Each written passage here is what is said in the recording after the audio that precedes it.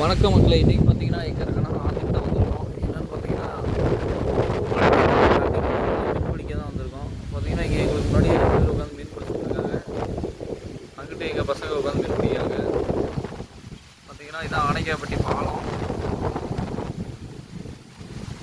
இந்த ஆறு தான் தமிழ்நாட்டுக்கு ஓடுற ஆறு. ரொம்ப அழகான பிளேஸு. இது மொத்தம் சந்தனக்காடு. இந்த காட்டுக்குள்ளே மொத்தம் இந்த காட்டுக்குள்ளே ஃபுல்லாக சந்தனக்காடாக தான் இருக்கும். நான் சும்மா உட்காந்துருக்கேன். அப்படிதான்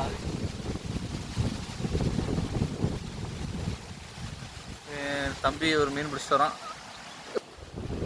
தம்பி கையில் பார்த்தீங்கன்னா மீன் இருக்குது. 2 மீனை பிடிச்சிட்டு வந்துட்டுருக்கான். ஒரு காய்காணி